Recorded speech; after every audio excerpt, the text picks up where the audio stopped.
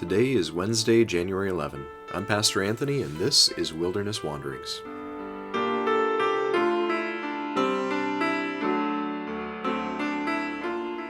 Today our text comes from Psalm 131.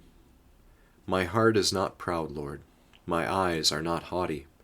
I do not concern myself with great matters or things too wonderful for me. But I have calmed and quieted myself. I am like a weaned child with its mother. Like a weaned child, I am content. Israel, put your hope in the Lord, both now and forevermore. That's Psalm 131. This psalm connects with the psalm that comes before it, Psalm 130, which is a cry from the depths of suffering that eventually resolves to wait in hope for the Lord, more than watchmen wait for the morning. Psalm 131 carries that hard-won resolve to wait in hope for the Lord on into the rest of life. This picture of humility is childlike, but it's not the kind of humble trust that comes from a child. No, it's a mature, adult form of humility before God, and it often only comes after long years of experience that lead one to return to that place of childlike submission to God. It is a second humility, a second, much more experienced and determined form of childlike trust. As Eugene Peterson tells it, there are two sides to that childlike trust that the psalmist highlights. One is a check against uncontrolled pride and ambition, and the other is a check against infantile dependency. It is a check against uncontrolled pride and ambition because we were not created to have everything. We were created to live within limits. Adam and Eve set their eyes on higher things, of course, reaching for that which was not theirs to have. They overreached, trying to become like God instead of submitting to God.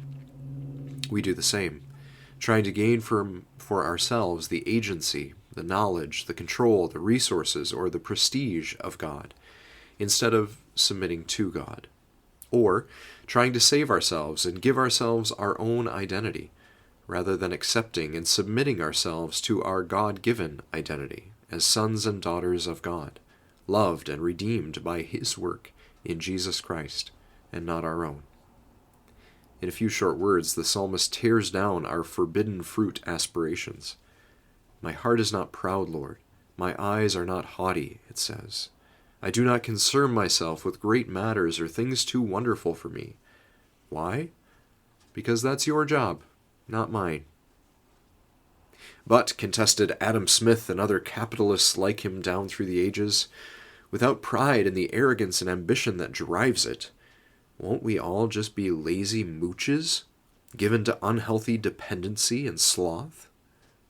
Well, no. Not in the psalmist's perspective, and not in the perspective of the Christian tradition down through the ages either. Without the prideful overreach for forbidden fruit, far from being sloths, Adam and Eve would have gotten on just fine, with good and plentiful work to do, food enough, and living in the true paradise with God, heaven on earth. They would have been naked, stripped down quite literally to their truest human selves, and feeling no shame whatsoever in the presence of each other or a holy God.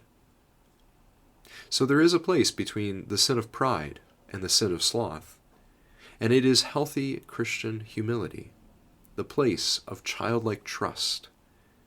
Instead of reaching to take on God's work as our own, the psalmist says, I have calmed and quieted myself.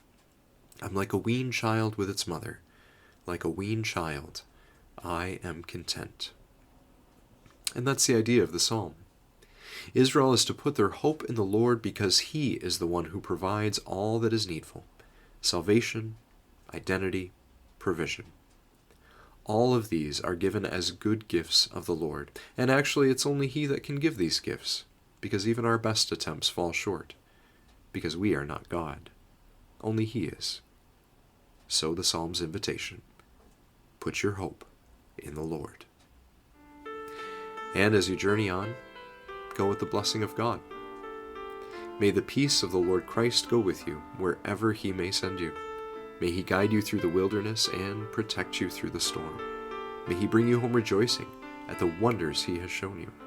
May he bring you home rejoicing once again into our doors.